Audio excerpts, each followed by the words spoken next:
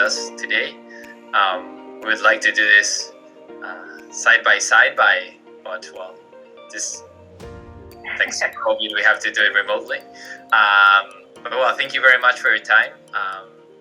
So to begin with, I would like to, if you can, just to introduce yourselves, to let us know who you are and what you do. Lillian and I, we have a company called Hunny Retouch. We are retouchers by day, by trade. We've been working together for, it's been 6 years now? That sounds about right, yeah. 6, 7, it's been a while, but we've been in the industry, both of us, for 10 years plus. Retouchers by day. Now we're working on building a SaaS product that kind of came out of Hunny for a need of something we needed with our clients in the retouching process. I'm in Minneapolis. I'm in Brooklyn. Emily's in Brooklyn. So we're in different cities. We exist via Slack and Google Chat most of the time, but get things done. Awesome. Well, that's also one of the advantages of working remotely, allowing this to be in different places and being able to work together. Great. So when you decided to begin building this tool, this SaaS that you were talking about, you used to use several tools before, and you decided to bring this tool. We had been. Yeah, sorry. Go ahead. No. So in line with that, how did you manage to find something that made this tool that you're bringing to the table different? Why did you decide to do your own tool? Well, for the majority of the collaboration that we have been doing with clients, it was happening over PDF, email, spreadsheets, like all very rudimentary tools that didn't really suit an image-first process. When you're dealing with images, you're looking at specific types of files that you can render correctly. You're looking at very small details that there might be very specific instructions about. And so as a way to improve our communication with our clients, we went in search of a tool to help us do this, something online where we could work collaboratively, since it's very typical with a post-production project that everybody is distributed. It's always been that way. Nobody's ever in the same place after after a photo shoot. So we're used to that. But so the idea was to find something that would help us with the communication, keep everybody on the same page, that supported all types of image files, where you could make detailed instructions, where everybody could converse with one another over those details. And when we couldn't find it, we decided to build it.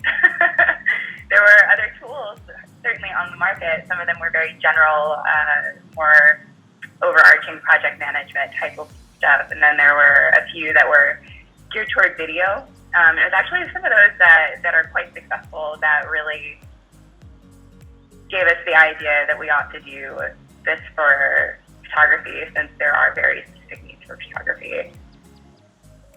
Perfect. Great. Yeah. I'd also like to add, there's also a price point issue as well. So many of the tools out there right now that actually we did find were useful, or parts of them were useful. They were really these intra-company, enterprise level pieces of software that we only use 5% of the features, because that's what we needed for managing these workflows.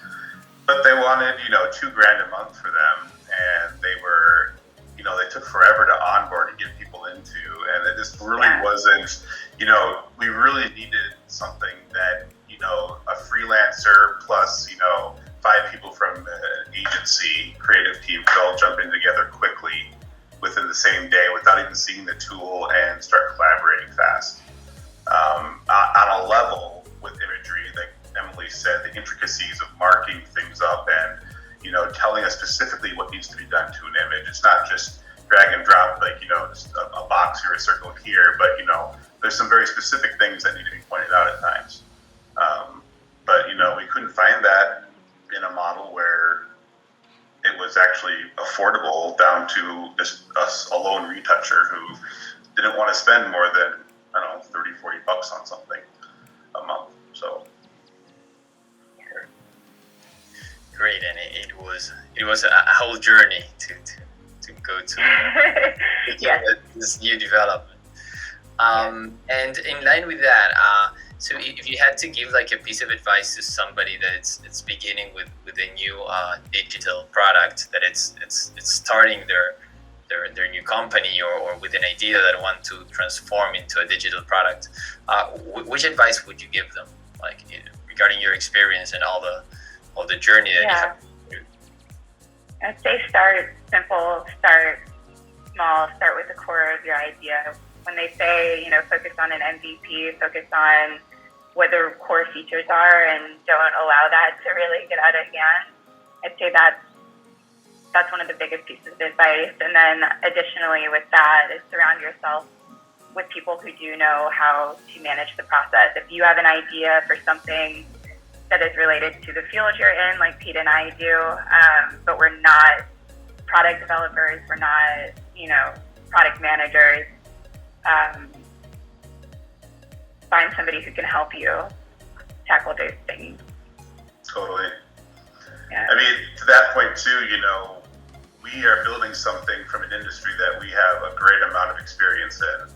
So some of our thoughts are a bit pigeonholed. We're very specific because we are retouchers and we look from that viewpoint for what we need. But then, I think a big piece of advice when going into this is you need to research your competitors, your potential users, your potential marketplace, define those pain points to really build that very simple MVP.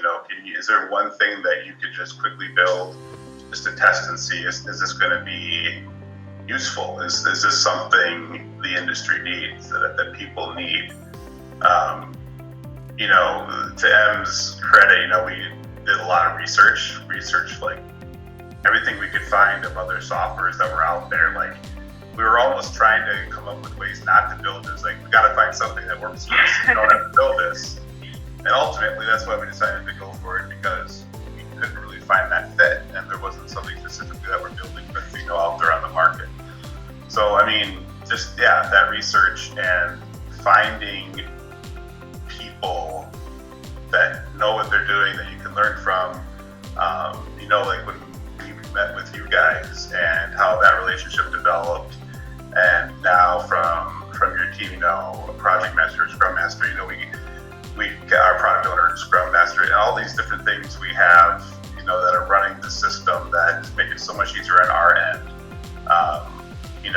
We couldn't do it without that, especially at this level of trying to get to the point of going to market. The research, and I think that saying, keep it simple, stupid. I think that's something we tell each other a lot, because it's like, we want to build a whole new world, but you can't really do that. You guess, let's figure out first if this is needed first. Or will people actually use this?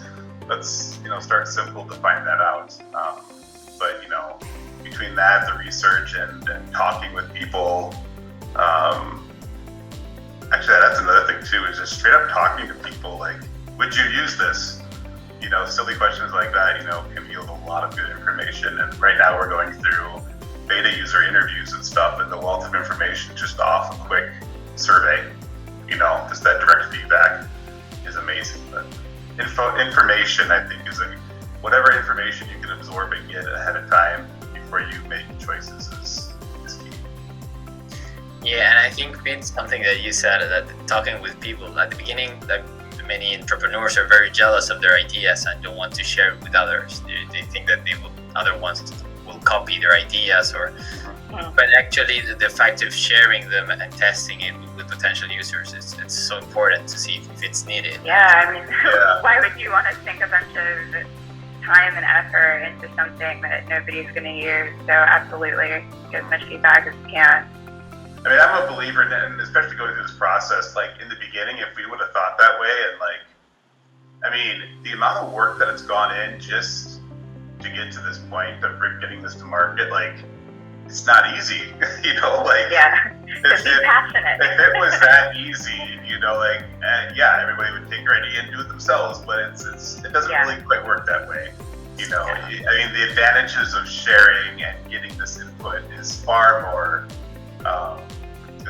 valuable than, you know, trying to keep it a secret because you think someone's gonna jump on your opportunity. And even if they do, sometimes first to market isn't the best, you know. You can learn, then you can watch them and learn from their mistakes. You know? Exactly. So, either. Awesome. Great. Well, thank you very much for your time, for your advice, and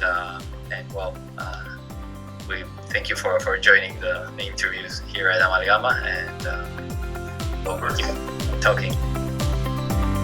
A pleasure.